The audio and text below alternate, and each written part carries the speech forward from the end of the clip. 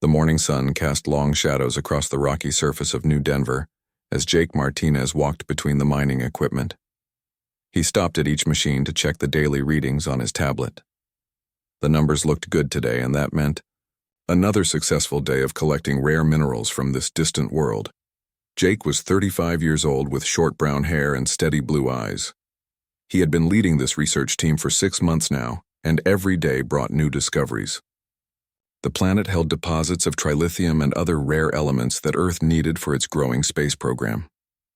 Finding them here meant humanity could expand further into the galaxy without depending on other alien species for resources. The mining colony sat in a valley surrounded by red stone cliffs that rose like walls around their small settlement. 30 people called this place home now, and they had built everything from scratch. Metal buildings housed their equipment and living quarters, while solar panels provided power during the long daylight hours. At night, they relied on fusion generators that hummed quietly in the background. Lisa Park emerged from the geology lab carrying a sample container. She was 28 with long black hair tied back in a practical ponytail and wore the same blue work clothes as everyone else. Lisa spent her days studying rock samples and mapping mineral deposits across the planet. Her work helped the mining teams know where to dig and what they might find. The Eastern Ridge samples came back positive for trilithium concentrations, Lisa said as she approached Jake. We should send a team there next week to start preliminary excavation. Jake nodded and made a note on his tablet. Good work as always. Have you seen Danny this morning? The main drill needs some adjustments before we can continue with Sector 7. He is working on the power coupling near the south wall, Lisa replied. Said something about improving efficiency by 15%. Danny Coleman was their best engineer and could fix anything that broke down. At 26, he was younger than most of the team, but his skills kept all their equipment running smoothly. His red hair and freckled face made him look even younger, but everyone respected his technical knowledge. The settlement buzzed with quiet activity as people went about their morning routines. Amy Foster sat in the communications center, updating their daily reports that would be transmitted back to Earth later. She was 24 with blonde hair and green eyes and handled all contact with the outside world. Every few days she received supply orders and personnel updates from the home office. Pete Jackson finished his night watch shift and prepared to hand over security duties to the day shift. At 42, he was one of the older members of the team and took his responsibilities seriously. Pete walked the perimeter every few hours during his shift and checked that all their equipment remained secure. The planet seemed peaceful, but they could never be too careful this far from Earth. High above the human settlement, a pair of yellow eyes watched through advanced optical equipment. Vorthak had been observing these strange creatures for 3 days now and felt confident about what he saw. The beings were small and weak-looking with no visible natural weapons. They moved slowly and seemed focused entirely on their work with those metal machines. Vorthak stood 8 feet tall with dark green scales that shifted color to match his surroundings. His species called themselves the Kethvar, and they were born hunters. Sharp claws extended from his fingers and toes, while his powerful legs could propel him across rough terrain at incredible speed. Most impressive was his ability to become nearly invisible by adjusting his scale coloration to blend with the environment. The Kethvar had dominated this region of space for over 2,000 years. They were apex predators who viewed other species as either threats to eliminate or prey to hunt. When they encountered a new species, they studied it carefully before deciding which category it belonged to. These small bipedal creatures clearly fell into the prey category. Vorthak had traveled to over a dozen worlds in his hunting career and faced many different species. Some put up fierce fights while others fled in terror. All of them eventually fell to Kethvar superiority. These humans appeared to offer even less challenge than usual. They had no visible guards posted, and their settlement lacked proper defensive positions. Most surprisingly, they seemed completely unaware that a predator watched them. The human daily routine continued below as workers moved between buildings and machines. Jake Martinez spent time talking with different team members about their progress and any problems they encountered. Lisa Park returned to her lab to process more rock samples. Danny Coleman crawled under a large drill to make his promised improvements. Amy Foster monitored communication channels while updating supply requests. None of them looked up at the cliffs where death watched and waited. Vorthak had learned patience during his years as a hunter. Rushing led to mistakes, and mistakes could mean injury or even death. He preferred to study his prey until he understood their patterns completely. Only then would he strike with overwhelming force and precision. The hunt was not just about killing, but about demonstrating the superior skills that made the HFY the dominant species in this part of the galaxy. These humans followed very predictable routines. They woke at the same time each day and went to sleep when darkness fell. Their work kept them busy and distracted during daylight hours. Most importantly, they trusted their environment completely and never seemed to consider that danger might be watching them. The settlement had 30 inhabitants, but Vorthak had identified the key individuals who led the group. Jake Martinez appeared to be the overall leader, while others specialized in different areas of work. Lisa Park studied the planet itself, while Danny Coleman maintained their equipment. Amy Foster handled communications, and Pete Jackson provided basic security. Eliminating the leaders first would cause panic and confusion among the rest. Vorthak had used this strategy successfully on other worlds. Without leadership, most prey species collapsed quickly and offered little resistance.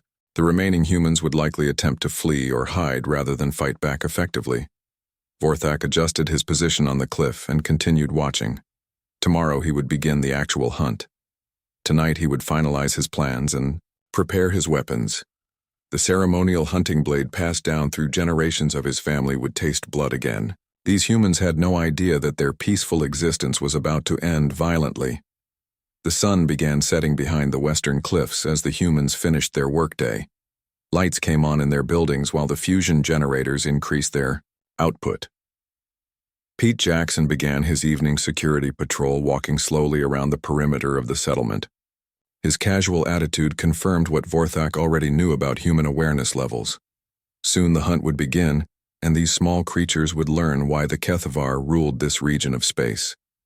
Vorthak smiled, showing rows of sharp teeth as he imagined tomorrow's successful kills. The first pale light of dawn crept across the rocky landscape as Vorthak descended from his observation point.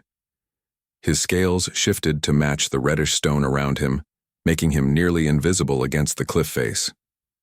Today would mark his first kill on this world, and he felt the familiar excitement that came before a successful hunt. Pete Jackson sat in the security station monitoring the overnight sensor readings on his screens. The night had passed quietly like all the others since they established the colony. He sipped coffee from a metal cup and checked the time on his watch. In another hour, the day shift would begin, and he could finally get some rest. Vorthak moved, with practiced silence across the open ground between the cliffs and the human settlement. His powerful legs carried him forward in a low crouch, while his claws found purchase on the rocky surface. The morning air carried the scent of the strange metal machines and the organic smell of the humans themselves. The security sensors around the perimeter were primitive by HFY standards and designed to detect large moving objects rather than a skilled hunter. Vorthak easily avoided their detection zones as he approached the outer buildings. These humans relied too heavily on their technology and not enough on their own senses. Pete stood up from his chair and stretched his back muscles. The long night shifts were getting harder as he got older, but someone needed to watch over the settlement while others slept. He walked to the window and looked out at the quiet compound. Everything appeared normal and peaceful, just like every other morning. Vorthak reached the outer wall of the communications building where Amy Foster worked during the day. The structure was made of lightweight metal panels that would offer no resistance to his claws. He could tear through the wall and reach the sleeping humans in seconds. The first kill would be quick and silent to avoid alerting the others. The hunter extended his claws and prepared to slice through the metal when something unexpected happened. Pete Jackson stepped out of the security station and began walking directly toward his position. Vorthak froze against the wall as the human approached, carrying something in his hands. Pete held a handheld scanner that detected energy signatures and movement patterns. It was part of his routine morning check before the day shift arrived. The device beeped softly as he walked, and he watched its small screen for any unusual readings. He had never seen anything dangerous, but protocol required a complete perimeter sweep. Vorthak realized the human would discover him in moments. The smart choice would be to retreat and try again later, but that would mean losing the advantage of surprise. Instead, he decided to eliminate this threat quickly and continue with his original plan. He tensed his muscles and prepared to spring. Pete stopped walking when his scanner detected an unusual energy pattern near the communications building. The reading did not match any of their equipment signatures and seemed to be moving slightly. He raised his head and scanned the area with his eyes while keeping the device pointed toward the anomaly. The hunter launched himself at the human, expecting to land a killing blow before his prey could react. Vorthak had made this attack hundreds of times against different species, and it never failed. His claws extended fully as he crossed the distance between them in one powerful leap. Pete Jackson did something that shocked the Kethvar hunter completely.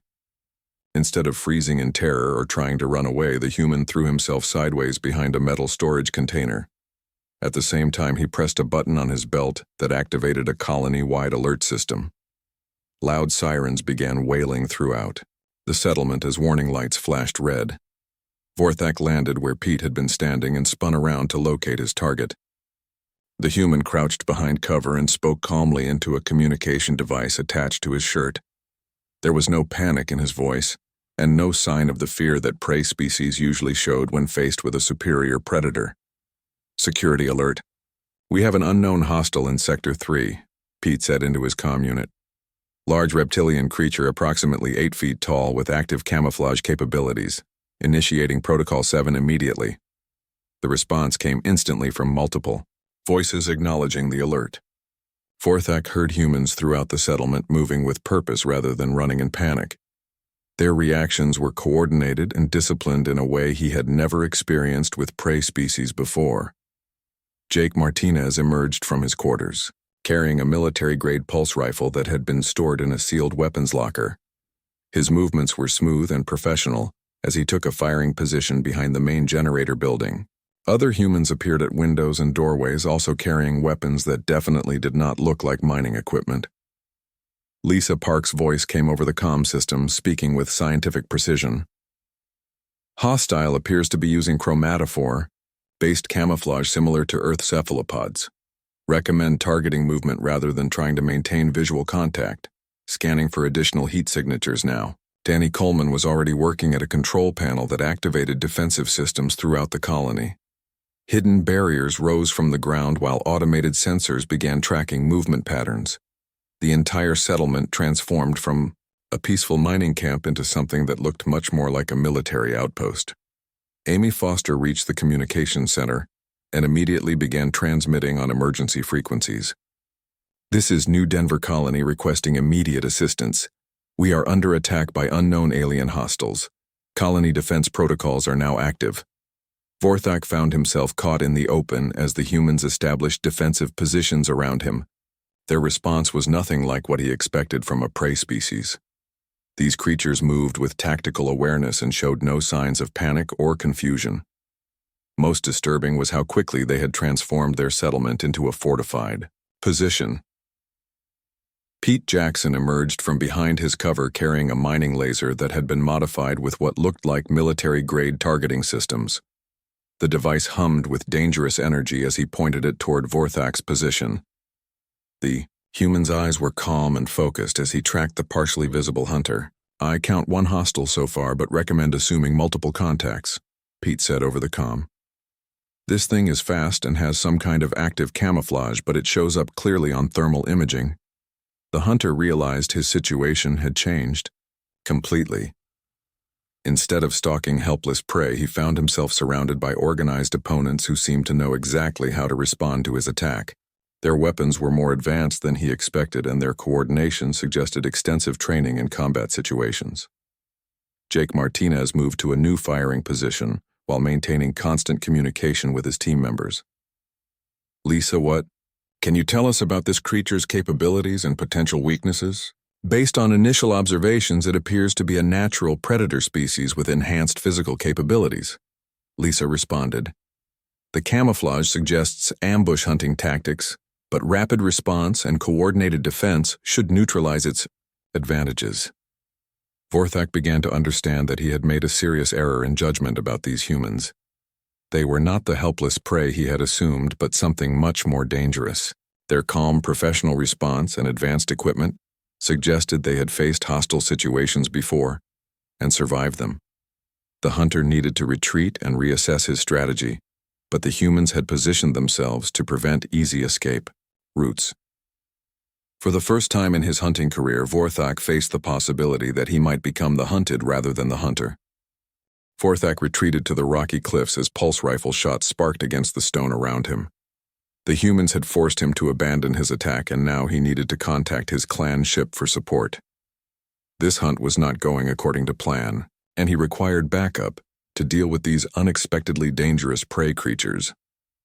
The hunter activated his long-range communication device and waited for a response from orbit.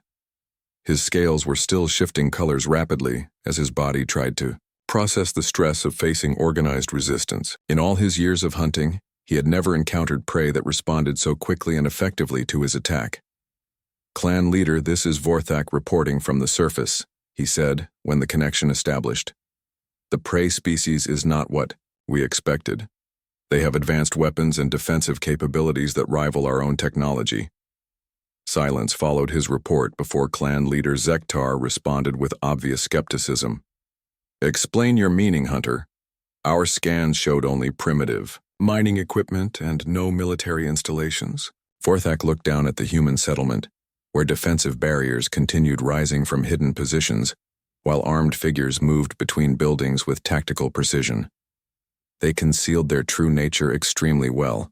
These creatures have extensive combat training, and their settlement can transform into a fortress within minutes. Far above the planet's surface, the massive Kethvar clan ship received this disturbing news.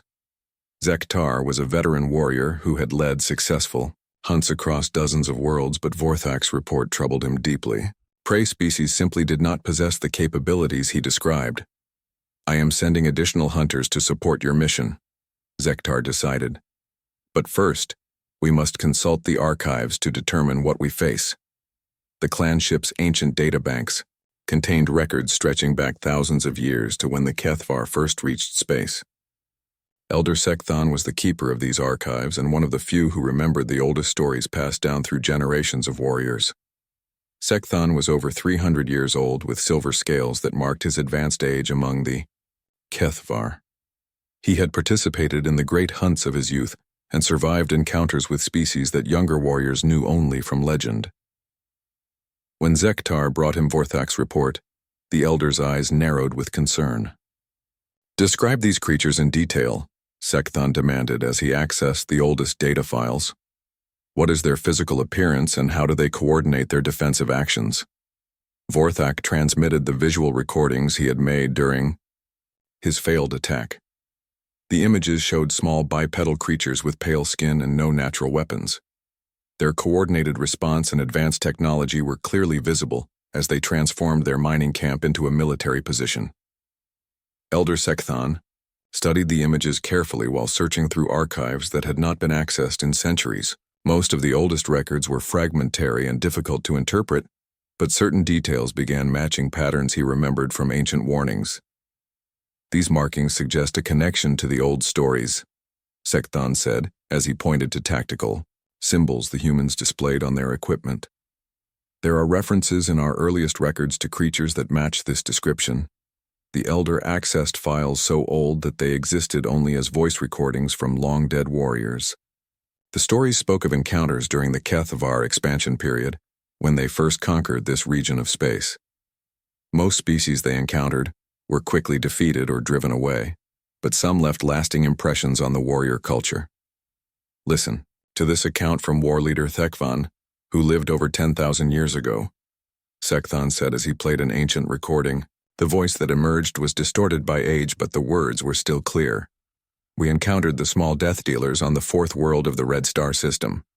They appeared weak and helpless, but when we attacked, they fought with a ferocity that shocked even our most experienced warriors. These creatures turn every environment into a battlefield and never retreat even when facing certain death." Zektar listened to more recordings that described similar encounters. The ancient Kethvar had learned to avoid these death dealers because hunting them resulted in unacceptable losses. The creatures were described as tactically brilliant and utterly relentless in combat. The old records call them the most dangerous prey species our ancestors ever encountered, Sekthon continued. They possess technology that adapts quickly to new threats and fight with concepts that make them exponentially more deadly than their physical capabilities suggest. More files revealed disturbing details about these ancient enemies. The death dealers fought not just for survival, but for abstract concepts like honor and protection of their communities. This made them willing to take risks that other species would never consider and turn hopeless situations into victories through sheer determination. According to these accounts, they never fight as individuals, but always as coordinated units, the elder explained. Each member specializes in different combat roles, but all are trained to adapt to changing battlefield conditions. Back on the planet's surface, Jake Martinez was implementing exactly the tactics described in the ancient Kethvar records. He had positioned his team members to provide overlapping fields of fire, while Lisa Park analyzed the alien attacker from a scientific perspective. The creature's camouflage appears to be biological rather than technological, Lisa reported over the comm system. Its physical capabilities suggest a natural predator species that relies on stealth and surprise attacks. Danny Coleman was busy preparing additional defensive measures using mining equipment, converted into improvised weapons. I can rig motion sensors to track movement even when we can't see it clearly. Give me 20 minutes and we'll have complete coverage of the perimeter. Amy Foster had established contact with the UNS Defiance, which was responding to her distress signal. Military support is 3 days away, but they're transmitting tactical data about dealing with unknown hostile species, uploading information to all team members now. The humans moved with calm efficiency as they prepared for a prolonged siege. Their actions demonstrated the advanced tactical thinking and adaptability that had made their species legendary among the ancient Kethvar. Pete. Jackson maintained overwatch from an elevated position while coordinating sensor sweeps of the surrounding area. I'm detecting electromagnetic signatures that suggest more hostiles may be approaching from orbit. We should assume this is not a single attacker. Elder Sekthon continued reviewing the ancient archives and found references that made his blood run cold. The death dealers were not just dangerous individually but belonged to a species that had turned warfare into a science. Their military capabilities had grown exponentially over the millennia they had been expanding across space. If these are truly the same species our ancestors encountered, then we face an enemy that has had 10,000 years to perfect their combat techniques, Sekthon warned. The old records suggest they learn from every engagement and share that knowledge across their entire civilization. Zektar realized the implications immediately. If the humans were descendants of the legendary death dealers, then hunting them would be far more dangerous than anyone had anticipated. The clan ship's warriors were skilled and experienced, but they had never faced an enemy that could match Kethvar tactical abilities. Prepare additional support for Vorthak, but exercise extreme caution, Zektar ordered. We may be dealing with something far more dangerous than simple prey. 5 transport pods descended from the Kethvar clan ship through the planet's atmosphere as dawn broke over the rocky landscape. Vorthak watched them land in a valley 2 kilometers from the human settlement and felt relief that reinforcements had finally arrived. Soon he would have the support needed to complete this increasingly difficult hunt. The first pod opened to reveal Dakmor, who was Vorthak's younger brother, and an accomplished hunter in his own right. At 25 years old, Dakmor had proven himself on 8 different worlds and carried the ceremonial hunting blade that their father had used before them. His green scales were darker than Vorthak's, and his yellow eyes burned with eagerness for combat. Brother, you have brought us an interesting challenge, Dakmor said as he surveyed the fortified human settlement through optical enhancers. These creatures appear more organized than your initial report suggested, but 6 Kethvar warriors should be more than sufficient to handle 30 small prey animals. The other hunters emerged from their pods and began checking their weapons and equipment. Each was a veteran of multiple successful hunts, and they showed confidence that this mission would end like all the others. Their leader was Zarthek, who had commanded hunting parties for over 50 years and never failed to bring home trophies from his expeditions. "We will attack at first light when the humans are least alert," Zarthek announced as he studied tactical displays showing the settlement layout. "Vorthak will approach from the north while Dakamor and I take the eastern approach. The others will create diversions to split their defensive attention." The human defenders had spent the night preparing for exactly this type of coordinated assault. Jake Martinez positioned his people at strategic points throughout the settlement, while Danny Coleman finished installing motion sensors and automated defensive systems. Every approach route was covered by overlapping fields of fire. Lisa Park had used the time to analyze the alien hunters' capabilities and develop countermeasures. Based on the biological samples we collected, their camouflage works by altering skin pigmentation, but they still generate heat signatures that our thermal imaging can detect clearly. Amy Foster maintained constant communication with approaching human military forces while coordinating defensive preparations. UNS Defiance is still 2 days out, but they've transmitted additional tactical data about dealing with multiple attackers using stealth capabilities. Pete Jackson had not slept during the night but instead kept watch from multiple observation points around the perimeter. His experience told him that the failed attack was just a probe, and the real assault would come with reinforcements. He was proven correct when sensors detected the incoming transport pods. The Kethvar attack began exactly as planned, with hunters approaching from multiple directions while using their natural camouflage to remain hidden. Zarthek had coordinated similar assaults on dozens of worlds and expected the same overwhelming success that had made his reputation as a master tactician. Vorthak moved through the rocky terrain toward the northern edge of the settlement where the communications building offered an easy target. His previous experience with these humans made him more cautious, but he still believed superior numbers would overcome their unexpected resistance. Dakamor approached from the east, carrying his ceremonial blade and feeling the excitement that came before a successful kill. He had listened to his brother's warnings about these creatures, but nothing in Vorthak's report suggested they posed a serious threat to experienced Kethvar warriors. The attack began when automated sensors detected movement at multiple points around the perimeter simultaneously. Warning lights flashed throughout the settlement as the defensive systems that Danny Coleman had installed began tracking the approaching threats with mechanical precision. "Multiple contacts approaching from all directions," Pete Jackson reported over the comm system. "Count shows 6 hostiles using coordinated attack patterns, initiating full defensive protocols now."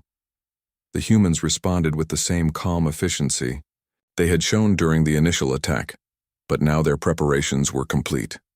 Hidden defensive positions revealed themselves as barriers rose from concealed locations, while automated weapons systems began targeting the partially visible. Hunters. Zarthek found himself facing coordinated resistance that was unlike anything he had encountered in 50 years of hunting. The humans had turned their entire settlement into an integrated defensive system, where every position supported the others and eliminated blind spots that attackers could exploit. Danny Coleman triggered explosive traps that he had placed along the most likely approach routes using mining charges converted into anti-personnel weapons. The explosions forced the Kethvar hunters to take longer routes while exposing them to defensive fire from multiple positions. Lisa Park provided tactical analysis over the comm system, while simultaneously documenting the alien attack for scientific study. "Hostiles are avoiding the explosive zones, but that's channeling them into our prepared kill zones. Recommend focusing fire on the eastern approach where thermal imaging shows the strongest signatures." The battle quickly turned into a deadly game of move and counter-move as the Kethvar hunters tried to use their superior physical capabilities against human tactical advantages. The aliens were faster and stronger, but the humans had prepared the battlefield to negate those advantages. Jake Martinez moved between defensive positions while coordinating his team's response with military precision. His background as a former Marine officer showed in every decision as he anticipated the aliens' moves and positioned his people to counter each attack. "Amy, I need you to maintain communication with the Defiance and update them on our tactical situation," Jake ordered. "Lisa, continue monitoring their movement patterns and identify any weaknesses we can exploit. Danny, prepare secondary defensive measures in case they break through our perimeter." Vorthak realized that the human defenses were far more sophisticated than anything his clan had faced before. These creatures fought with tactical awareness that matched Kethvar military doctrine, while using technology that seemed designed specifically for this type of engagement. The most disturbing aspect was how the humans showed no fear even when facing overwhelming physical odds. Instead of panicking, they adapted their tactics in real time and maintained coordinated fire discipline that kept the attackers from gaining any significant advantage. Dakmor found himself pinned down by accurate weapons fire from defenders who seemed to anticipate his every move. The humans were not reacting to his attacks but predicting them and preparing countermeasures before he could execute his planned assault routes. Amy Foster had been monitoring the battle while maintaining her communication duties, but when explosive charges damaged the primary comm array, she found herself cut off from the main defensive network. The communications building where she worked became isolated from the rest of the settlement's coordinated defense. Dakmor saw this opportunity and used his superior speed to reach the damaged building before the humans could reposition their defensive coverage. He found Amy Foster alone in the communications center, trying to repair the damaged equipment while explosions continued outside. The young Kethvar hunter entered through a breach in the wall, created by one of his brother's explosive attacks. Amy was trapped with no escape route and no heavy weapons to defend herself. This would be his first kill on this world, and it appeared to be an easy one.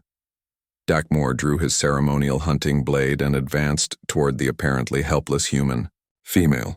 She turned to face him, and he expected to see terror in her eyes like all the other prey species he had encountered in his hunting career. Instead, Amy Foster looked at him with calm calculation, as if she was evaluating a tactical problem rather than facing imminent death. Her expression held no fear but something that made Dakmor hesitate, despite his overwhelming physical advantages. In that moment of hesitation, Dakmor saw something in the human's eyes that connected to the ancient warnings Elder Sekthon had shared about the legendary death dealers. This was not the look of prey facing a predator, but something far more dangerous. Amy Foster stared at the massive Kethvar warrior, holding his ceremonial blade above her head, and felt no fear. Instead, she calculated distance angles and timing, while her hand moved slowly toward the emergency beacon attached to her belt. This alien hunter had made the same mistake as his brother by underestimating what humans were truly capable of when threatened. Dakmor held his position with the blade raised as something in the human female's expression triggered ancient warnings, buried deep in his genetic memory. The look in her eyes was not that of helpless prey but of a predator, measuring another predator for weaknesses. This was the gaze that his ancestors had described in their most terrifying legends. The moment stretched between them until Amy moved with explosive speed that caught Dakmor completely off guard. She rolled sideways while activating her emergency beacon, then grabbed a metal tool from her workstation. The movement was precise and practiced as if she had trained for exactly this situation hundreds of times. Dakmor struck with his blade, but Amy was no longer where he expected her to be. Instead, she had positioned herself behind a bank of communication equipment, while the emergency beacon summoned immediate help from her teammates. Her tactical awareness matched anything he had seen from experienced Kethvar warriors. Jake Martinez responded to Amy's beacon within seconds by redirecting defensive fire toward the communications building. Pulse rifle shots began impacting around Dakmor's position, while Lisa Park provided targeting data based on thermal imaging. The humans moved as a coordinated unit even when separated by the chaos of battle. Amy used the cover fire to reach a weapons locker that had been hidden behind removable wall panels. She emerged carrying a military-grade plasma rifle that definitely had not appeared in any of the Kethvar intelligence reports about this mining operation. Her movements with the weapon showed extensive combat training. Dakmor realized he was no longer hunting prey but fighting another apex predator in an environment that favored the humans' advantages. Amy Foster was not a helpless scientist, but a trained combatant who had been concealing her true capabilities behind a peaceful facade. The battle outside intensified as more human defensive systems came online under Danny Coleman's expert control. Automated turrets rose from hidden positions while energy shields activated around key defensive points. The mining colony revealed itself as a fully militarized outpost designed to look like a civilian operation. Vorthak found himself trapped, between overlapping fields of fire as the humans demonstrated tactical coordination that exceeded even Kethvar military standards. Every move he made was anticipated and countered by defenders who seemed to think several steps ahead of his actions. Pete Jackson maintained overwatch from an elevated position while calling out target locations and movement patterns. Main group of hostiles is trying to flank through the eastern ravine, but they're moving into our prepared kill zone. Lisa, can you confirm range and bearing for targeted strikes? Lisa Park split her attention between scientific analysis and tactical support, while never losing her calm professional demeanor. Confirmed hostile positions at bearing 090. Recommend concentrated fire on the lead elements to force them into the secondary trap zone. The Kethvar hunters began to understand that they were not facing desperate prey animals, but experienced soldiers who had turned their settlement into a death trap. Every aspect of the human defense showed military planning and preparation that went far beyond what any mining operation should require. Zarthek tried to rally his hunters for a coordinated assault on the main defensive line, but found his warriors scattered and demoralized by the fierce resistance. 3 of his 6 hunters had already been wounded by human weapons, while the others were pinned down by accurate defensive fire. Inside the communications building, Amy Foster engaged Dakimor in close combat that demonstrated why humans had become legendary throughout this region of space. She used the environment to her advantage while employing hand-to-hand techniques that targeted the aliens' vulnerable points with surgical precision. Dakimor was larger and stronger, but Amy fought with a combination of tactical awareness and relentless aggression that overwhelmed his natural advantages. She turned every piece of equipment in the room into a potential weapon, while maintaining constant pressure that prevented him from using his superior reach. The young Kethvar warrior began to understand the ancient legends about human death, dealers who never retreated and never gave up, no matter how hopeless their situation appeared. Amy Foster embodied everything his ancestors had feared about this species and more. Jake Martinez breached the communications building just as Dakimor managed to corner Amy against a damaged wall. The human leader moved with military precision, while carrying weapons that belonged in a frontline combat unit rather than a mining operation. His intervention demonstrated the level of backup support that humans provided to their teammates. Amy, get clear and let me handle this, Jake ordered, while taking aim at the Kethvar warrior. We have the situation under control outside, and reinforcements are 36 hours ahead of schedule. The UNS Defiance dropped out of hyperspace above the planet and immediately began scanning the surface for hostile contacts. Captain Steve Rogers commanded a destroyer that represented the cutting edge of human military technology, and his crew had extensive experience dealing with hostile alien species. Surface team, this is Defiance responding to your distress call, Captain Rogers announced over the communication system. We show multiple hostile contacts around your position and are preparing to provide fire support. Please designate targets for orbital bombardment. The arrival of human military forces changed everything for the surviving Kethvar hunters. Their clan ship detected the destroyer's advanced weapon systems and realized they faced technology that was decades ahead of their own capabilities. The humans had been holding back their true military strength. Zarthek ordered an immediate retreat as his remaining hunters fell back toward their landing pods.